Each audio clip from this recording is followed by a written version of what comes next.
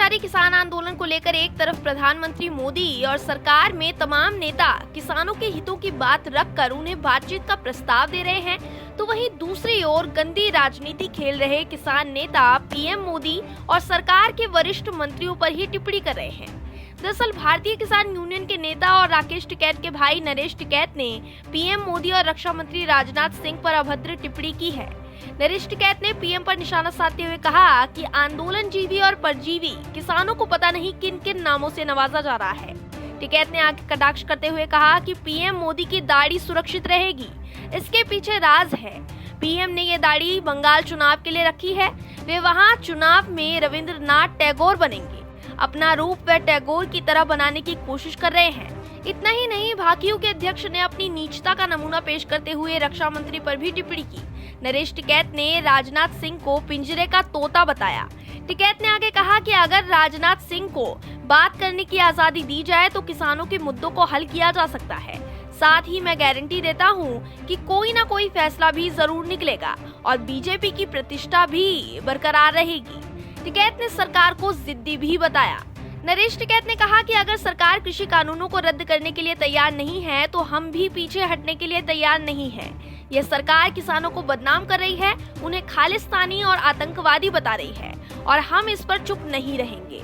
किसान नेताओं के ऐसे बयानों के बाद कोई इन्हें किसान नेता नहीं कहेगा, क्योंकि देश का किसान कभी प्रधानमंत्री या फिर सरकार के मंत्रियों के लिए इस तरह की भाषा का इस्तेमाल तो बिल्कुल नहीं करेगा।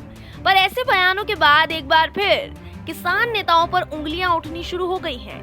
ऐसे में देखना होगा कि सरकार इन किसान नेताओं के बयानों पर कब तक जवाब देती है। समाजवादी पार्टी के सांसद आजम खां की मुश्किलें बढ़ती जा रही है। योगी सरकार में आजम खां के घोटालों पर से पर्दा उठता ही जा रहा है।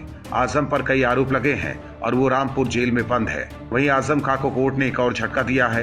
कोर्ट ने हमसफर रिसोर्ट में 0.038 हेक्टेयर जमीन को सरकारी जमीन मानते हुए इसे कब्जा मुक्त कराने के आदेश दिए हैं। इसके अलावा कोर्ट ने इस मामले में 5.32 लाख रुपए का जुर्माना भी लगाया है।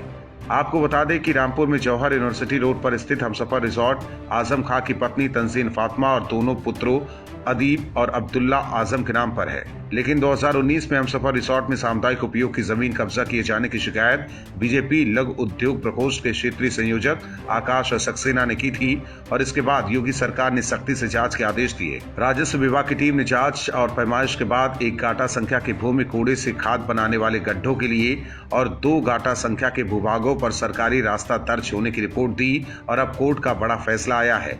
माना जा रहा है कि आजम खां के लिए बड़ा झटका है। हालांकि आजम खां की मुश्किलें यही खत्म नहीं हुई है। इससे पहले एक दूसरे मामले में भी अब्दुल्ला आजम के 2 जन्म प्रमाण पत्र, 2 पैन कार्ड और 2 पासपोर्ट को लेकर दर्ज मुकदमों में कोर्ट में आरोप तय करने की प्रक्रिया शुरू कर दी गई है।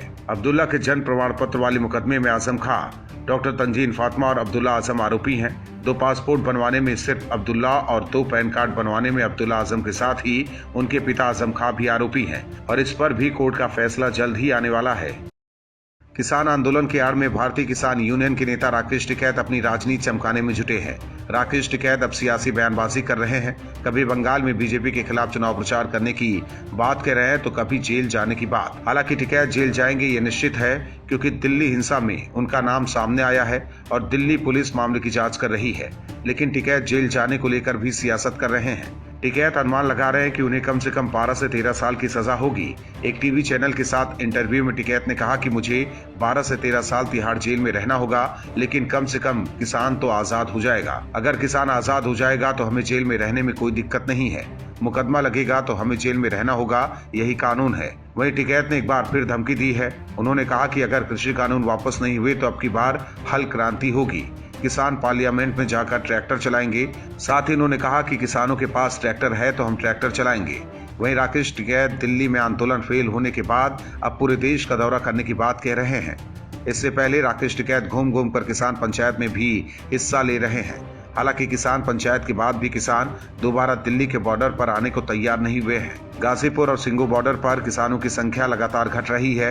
वहीं दूसरे किसान संगठन भी राकेश टिकैत की राजनीतिक मंशा को भली भांति समझ चुके हैं। ऐसे में राकेश टिकैत पूरा देश ही क्यों न घूम ले, लेकिन किसान उनके झांसे में आने वाले नहीं हैं। बंगाल विधानसभा चुनाव के नजदीक आते आते पार्टियों के बीच सीटों पर सेंध लगाने की होड़ तेज हो गई है और यह होड़ इस वक्त सबसे ज्यादा मुस्लिम वोटर्स के लिए लगी है। बंगाल में लगभग 100 से 110 सीटों पर मुस्लिम मतदाताओं का बोलबाला है। ऐसे में वो बंगाल की पूरी राजनीति को बदल सकते हैं। इन्हीं मुस्लिम वोटर्स को ममता दीदी अभी तक टीएमसी का वोट बैंक मान रही थी, लेकिन अब उनके जुनून को गलतफहमी में बदलने के लिए पीरजादा सिद्दीकी की पार्टी इंडियन सेक्युलर फ्रंट, वाम दल और कांग्रेस ने पूरी तैयारी कर ली है। लेकिन ये खबर न सिर्फ ममता दीदी के लिए चुनौती पैदा कर चुकी है, बल्कि इस खबर से एआईएमआईएम मुखिया असदुद्दीन ओवैसी को भी तगड़ा झटका लगा है, क्योंकि वो तो पीरजादा की बदौलत बंगाल की राजनीति में शानदार एंट्री का ख्वाब देख रहे थे, पर यहाँ तो पीरजादा ने ओवैसी से ही फिरकी ले ली। हालांकि अभी भी ओवैसी बंगाल चुनाव लड़ने की तैयारी में है और अपने उम्मीदवार भी उतारने वाले हैं, लेकिन इस बात से ओवैसी को राहत जरूर मिल सकती है कि जहां ओवैसी अपने उम्मीदवार खड़े करेंगे, वहां पीरजादा की पार्टी से कोई उम्मीदवार नहीं उतारा जाएगा। पर ओवैसी यहां शायद ये भूल रहे हैं कि अब ओवैसी का मुकाबला सिर्फ पीरजादा से नहीं है, बल्कि कांग्रेस और वाम भी ओवैसी की चुनावी सीटों पर अपने उम्मीदवार उतारने वाली है। ऐसे में वाम और कांग्रेस ओवैसी के लिए एक चुनौती है, लेकिन अगर इन तीनों चारों दलों का लक नहीं लगा तो यह ममता दीदी के लिए फायदेमंद साबित हो सकता है। पर मालूम हो कि बंगाल के इस चुनावी रण में भाजपा भी पूरे दमखल के साथ पार्टी का जोश दिखा रही है, जो ममता दीदी के लिए कितना चुनौती भरा हो गया है ये तो टीएमसी में इस्तीफों के दौर से ही पता चल रहा है। लेकिन साथ ही इन 3-4 दलों के लिए भाजपा के सामने अपनी किस्मत आजमाने का भी कोई खासा फायदा होगा नहीं, क्योंकि दिन पर दिन भगवा दल इन सभी दलों की हर एक सीट पर सेंध लगाने के लिए खुद को तैयार कर रहा है। ऐसे में बंगाल के इस चुनावी घमासान में मुकाबला इस वक्त भाजपा बनाम टीएमसी भी ना रहकर भाजपा बनाम 4 से 5 दल हो गया है। इसलिए निश्चित तौर पर भाजपा की जमीनी ताकत का असर परिणामों में जरूर नजर आएगा, जो ममता और ओवैसी समेत गठबंधन के लिए मुश्किल साबित हो सकता है। पेट्रोल और डीजल के बढ़े हुए कीमतों से मोदी सरकार चिंतित है। विपक्ष को एक बार फिर पेट्रोलियम पदार्थ के बहाने मोदी सरकार को घेरने का मौका मिल गया है और आए दिन कांग्रेस मोदी सरकार पर आरोप लगा रही है। लेकिन केंद्र सरकार अब कुछ ऐसा करने जा रही है जिसके बाद देश भर में पेट्रोलियम पदार्थों की कीमत आधी हो जाएगी। इतना ही नहीं, पूरे देश भर में पेट्रोल डीजल की कीमतें भी समान हो जाएगी। दरअसल मोदी सरकार पेट्रोलियम पदार्थों को जीएसटी के दायरे में लाने पर विचार कर रही है। वित्त मंत्री निर्मला सीतारमण और पेट्रोलियम मंत्री धर्मेंद्र प्रधान ने इसके संकेत भी दिए हैं। सीतारमण ने ईंधन की कीमतें नीचे लाने के लिए केंद्र और राज्य सरकार के बीच एक संयुक्त सहयोग का आह्वान किया है। माना जा रहा है कि जीएसटी की उच्च दर पर भी पेट्रोल डीजल को रखा जाए तो मौजूदा कीमतें घटकर आधी रह सकती हैं। इस पर सरकार विचार कर रही है। अभी भारत में 4 प्राथमिक जीएसटी दर है, 5%, 12%, 18% और 28%। ऐसे में पेट्रोल डीजल को 28% में भी रखा जाएगा तो भी कीमतों में भारी गिरावट होगी। हालांकि मोदी सरकार के लिए पेट्रोल डीजल को जीएसटी के दायरे में लाना इतना आसान नहीं है, क्योंकि ये सरकार के लिए पेट्रोलियम उत्पाद पर टैक्स एक प्रमुख राजस्व आय है। लेकिन मोदी सरकार जीएसटी काउंसिल पेट्रोल और डीजल को अधिक स्लैब में रख सकती है और यहाँ तक कि इस पर उपकर लगाने की संभावना है। बात करें अभी की तो पूरे देश में कांग्रेस शासित प्रदेश राजस्थान में पेट्रोलियम पदार्थ पर सबसे अधिक टैक्स है। राजस्थान सरकार पेट्रोल पर 36% पर वैट रखते हुए सबसे अधिक कर वसूलता है। इसके बाद तेलंगाना में वैट 35.2% है। हालांकि मोदी सरकार अगर पेट्रोलियम पदार्थ को जीएसटी के दायरे में ले आती है तो आम आदमी को बड़ी राहत मिल सकती है। जब भी मोदी सरकार देश के हित में कोई न कोई कदम उठाने की कोशिश करती है, तभी विपक्ष अपनी राजनीतिक रोटियां सेकने आ जाता है। संसद सत्र में भी विपक्ष ने सत्ता पक्ष भाजपा के विरोध में अपनी राजनीति चमकानी शुरू कर दी है। लेकिन इस बार विपक्ष की इस राजनीति पर उत्तर प्रदेश के मुख्यमंत्री योगी आदित्यनाथ ने विपक्ष को जमकर घेरा है। भरे सदन में योगी ने विपक्ष की फजीहत कर डाली। दरअसल यूपी विधानसभा में चर्चा के दौरान सीएम योगी आदित्यनाथ ने शोर शराबा करने वाले विपक्षी सदस्यों को जमकर आड़े हाथों लिया। योगी बोले, मैं जानता हूं कि आप लोग किस तरह की भाषा सुनते हैं, यहाँ गर्मी दिखाने की जरूरत नहीं है। योगी ने आगे राजनेताओं की गिरती छवि पर टिप्पणी करते हुए कहा कि आजादी से पहले नेता शब्द सम्मान का प्रतीक था, लेकिन आजादी के बाद धीरे धीरे यह अपमानजनक शब्द लगने लगा है। इसके लिए सभी लोग जिम्मेदार हैं।